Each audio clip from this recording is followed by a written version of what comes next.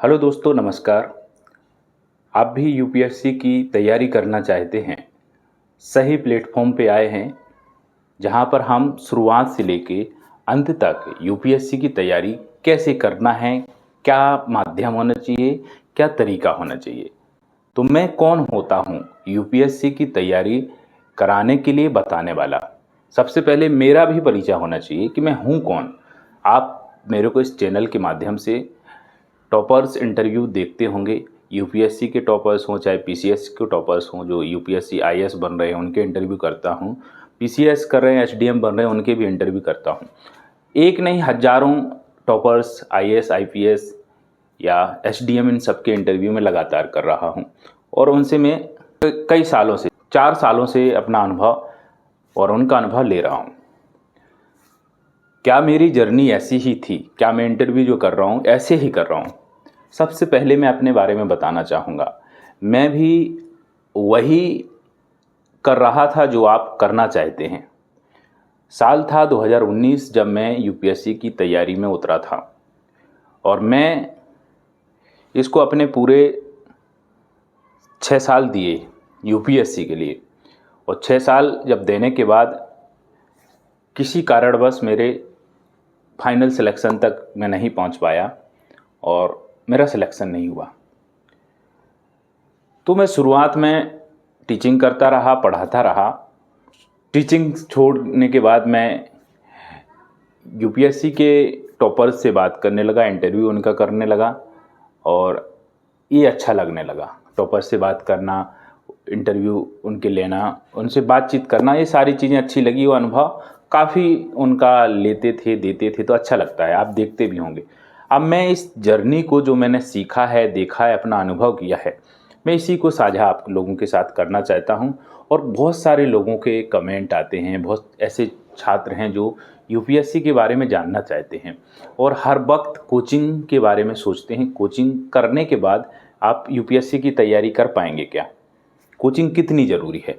तो इन सारे सवालातों के जवाब हम इस वीडियो के माध्यम से आप लोगों तक साझा करने वाले हैं और हम पूरे 2 साल की एक जर्नी बताने वाले हैं आप लोगों के लिए कि हर एक वीडियो से। ये पहला वीडियो आप लोगों के लिए ऐसा रहेगा जो शुरुआत है आपकी एक फाउंडेशन की। आप यदि पढ़ना चाहें, बिना कोचिंग के जानना चाहें सारी चीज़ों के बारे में एक मेंटरशिप के तौर पे, तो आप लोगों के साथ में साझा हर रोज़ करने वाला हूँ। पहला वीडियो है, पहले वीडियो से आप जानेंगे यूपीएससी होती क्या है और ये करना क्यों है। शुरुआत तो यही है, आप करना क्यों चाहते हैं और यूपीएससी का एक क्रेज क्यों है। 2019 में हम आए थे, हमने भी दिया, हमने भी पेपर दिए, हमने भी सब कुछ वो किया जो एक नॉर्मल छात्र करता है, एस्पिरेंट करता है।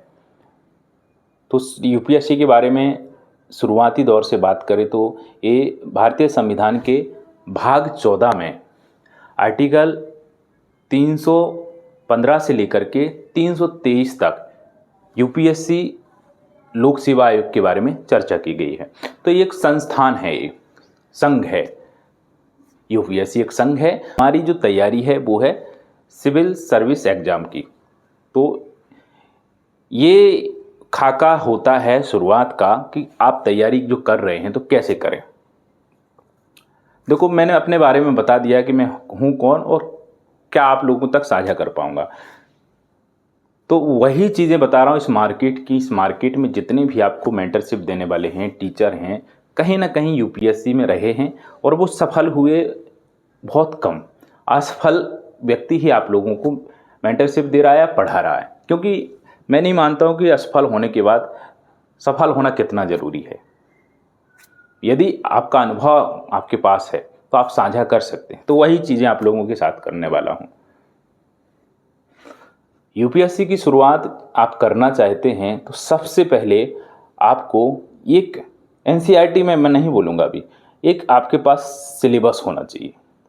सिलेबस देखिए, यूपीएससी का पाठ्यक्रम देखिए, उसका प्रारूप देखिए कि कैसा है, क्या क्या पूछा जा रहा है, क्या क्या है, केवल देखिए।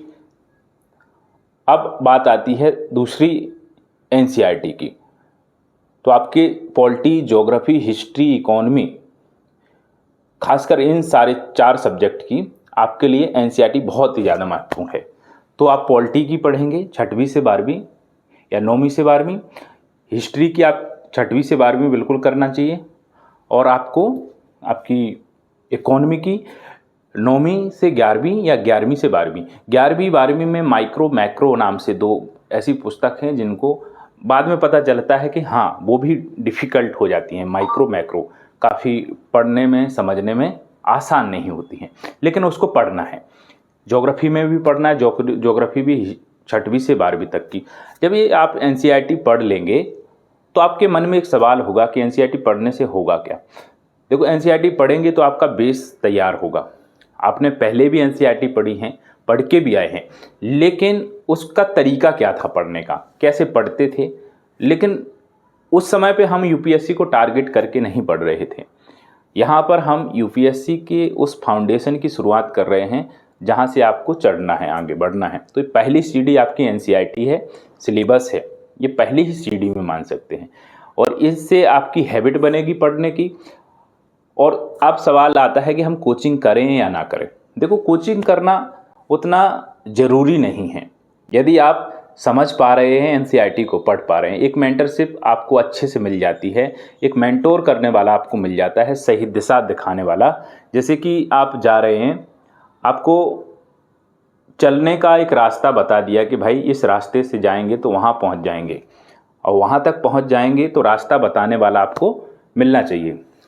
चलते चलते आप रास्ता भटक रहे हैं तो हर एक वक्त आप उस मेंटर से कनेक्ट रहें कि भाई हम यहाँ पे भूल रहे हैं रास्ते को, हम क्या करें। तो वो बताता जाएगा कि यहाँ से ऐसा जाइए, यहाँ से ऐसा जाइए। यही ज़रूरत होती है, कोचिंग की भी यही ज़रूरत होती है। यदि आप चाहें, आर्थिक रूप से ठीक हैं, तो आप कोचिंग भी ले सकते हैं, कोई नुकसान नहीं है। लेकिन फिर भी आप फ्री और अच्छे तरीके से पढ़ना चाहते हैं कि भाई आईएएस बन जाएं, आईपीएस बन जाएं, सिविल सेवा की तैयारी करें, पीसीएस की करें, तो आपको देखो मेंटरशिप आपके पास है। बहुत सारे यूट्यूब पे आपके लिए मेंटरशिप देने वाले लोग हैं, बहुत सारे ऐसे लोग हैं जो आपको फ्री बताएंगे। और इस चैनल के माध्यम से भी हम लगातार आपको 2 साल तक कनेक्ट रहेंगे, आपके पूरे फाइनल सिलेक्शन तक, कि कैसे कैसे आपको पढ़ना है। तो मेंटरशिप देने वाले हैं फ्री में, कोई ही इसका चार्ज नहीं है किसी भी प्रकार से। तो एनसीईआरटी हो गई आपकी और सिलेबस हो गया। अब पीवाईक्यू क्वेश्चन आपको देखना होंगे, पीवाईक्यू क्वेश्चन प्री के भी मेंस के भी। तो इसके लिए आपको स्टैंडर्ड बुक भी पढ़ना ज़रूरी है। तो स्टैंडर्ड बुक आपके लिए जैसे नॉर्मल आप समझ सकते हैं, पॉलिटी है, पॉलिटी के लिए आपकी लक्ष्मीकांत है, ज्योग्राफी है, ज्योग्राफी खुल्लर साहब की है, और आपकी इकोनॉमी रमेश सिंह की हैं। ये स्टैंडर्ड बुक्स हैं। एनवायरनमेंट के लिए आपकी शंकर जी की हैं, है ना, और शंकर आईएएस, और ये एनवायरनमेंट के लिए हैं। ये नॉर्मल बुक्स हैं। साइंस एंड टेक के लिए आप देख सकते हैं, और बाज़ार में बहुत सारे नोट्स हैं, नोट्स ले सकते हैं। ये आपके लिए पढ़ने की ज़रूरत होती है एनसीईआरटी को बाद में स्टैंडर्ड बुक की। सिलेबस देख लिया, पीवाईक्यू देख लिए। अब पीवाईक्यू क्वेश्चन देखने से हमें एक ये आधार मिल जाएगा कि कौन कौन से पैटर्न के आधार पर प्रश्न पूछे जाते हैं, चाहे वो प्री हो चाहे मेंस हो। अच्छा, पेपर को देखने के लिए हमें ये भी समझ होना चाहिए कि पेपर होता कैसे है। देखो, शुरुआत जब पेपर की होती है 3 बेस पे होती है इस एग्ज़ाम की शुरुआत, प्री के, मेंस के और इंटरव्यू के। 3 आपके स्टेज होते हैं। प्री में आपके 2 पेपर होते हैं। प्री में 2 पेपर होते हैं, एक जीएस का होता है पहला पेपर, दूसरा होता है सीसेट का। पहला पेपर जो होता है 100 क्वेश्चन पूछे जाते हैं 200 नंबर में, और सीसेट में आपके 80 क्वेश्चन पूछे जाते हैं, वो पूछे जाते हैं 200 नंबर में। सीसेट में आपको 33% क्वालिफाइंग नंबर चाहिए होते हैं। तो जो पहला पेपर जीएस का होता है उसी के आधार पर ही आपकी मेरिट बनती है, जो कि पहला स्टेज आप पास करेंगे प्रीलिम्स का, तो आपके जीएस मेरिट निर्धारित करती है जीएस पहला पेपर। लेकिन क्वालिफाइंग आपका 33% क्वेश्चन आपके सही होना चाहिए सीसेट के, तभी तो आप दोनों पेपर में पास होना ज़रूरी है। पहले में पास होना, दूसरे में सीसेट में पास होना ज़रूरी है, और आपके जीएस में आपको मेरिट बनाना ज़रूरी है, तभी आप मेंस के लिए आगे जा पाएंगे। अब मेंस में चलते हैं, तो मेंस जब चीज़ें आती हैं तो इसमें आपके टोटल 9 पेपर होते हैं।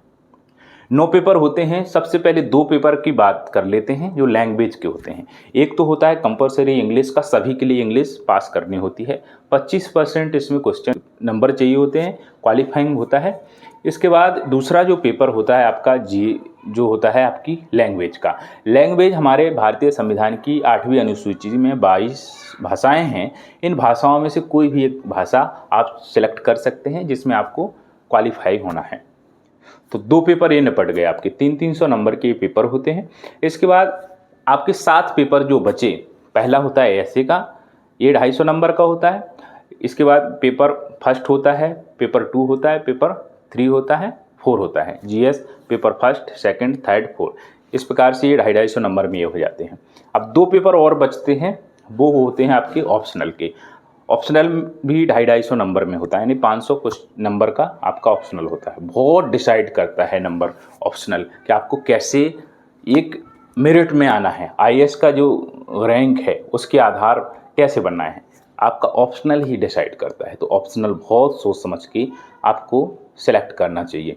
तो हम इसके बारे में भी बताएंगे कि ऑप्शनल कैसे सेलेक्ट करना चाहिए। तो इसी वीडियो में सब कुछ कैसे हम बता पाएंगे, तो हम धीरे धीरे चलेंगे और ऑप्शनल भी बताएंगे कैसे सिलेक्ट करना चाहिए। तो हमने ये जान लिया है प्री के बारे में भी, मेंस के बारे में। जब ये सारी चीज़ें हो जाती हैं, पढ़ने का तरीका भी बता दिया कैसे पढ़ना है, किताबें कौन कौन सी आपको देखनी होंगी, शुरुआत कैसे करनी होगी, कोचिंग ज़रूरी है या नहीं ये भी आपको बता दिया। कोचिंग बिल्कुल भी ज़रूरी नहीं है। यदि आपके साथ एक मेंटरशिप आपको मिल रही है, मेंटोर है आपका बताने वाला, देखो मेंटोर आपका सफल व्यक्ति भी हो सकता है, असफल भी हो सकता है।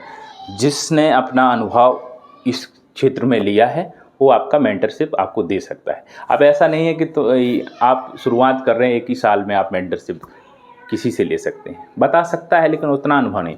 कम से कम 5-6 साल, 4-5 साल का तो अनुभव होना चाहिए ना उस क्षेत्र में उस व्यक्ति को। ऐसे व्यक्ति को आप पकड़िए और मेंटरशिप उससे लीजिए। और मैं इस चैनल के माध्यम से आप लोगों को लगातार बताता रहूँगा हर रोज़ कि कैसे तैयारी करना है। तो ये सारी चीज़ें हमने यूपीएससी के बारे में जानी है कि कैसे एक तैयारी शुरुआत से लेके अंत तक करनी है। इसके बाद आपका इंटरव्यू होता है, मेंस आपका क्वालिफाई होगा, प्री हो गया, मेंस हो गया, इंटरव्यू होता है। तो इंटरव्यू में आपका वाहवा होता है और जब आप सेलेक्ट हो जाएंगे तो मैं आपको वहीं पे मिलूँगा, जब आपका इंटरव्यू करूँगा कि कैसा इंटरव्यू रहा है आपका, क्या कितने मिनट का इंटरव्यू रहा है।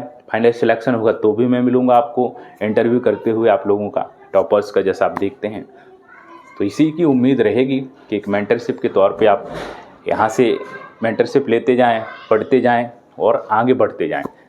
अगले वीडियो में हमारी मुलाकात होगी इससे आगे कड़ी के साथ कि आप ऑप्शनल कैसे सिलेक्ट करें। डिटेल से हर रोज़ एक वीडियो लाएंगे और उसमें आपको सारी चीज़ों के बारे में बताते चलेंगे। नमस्कार।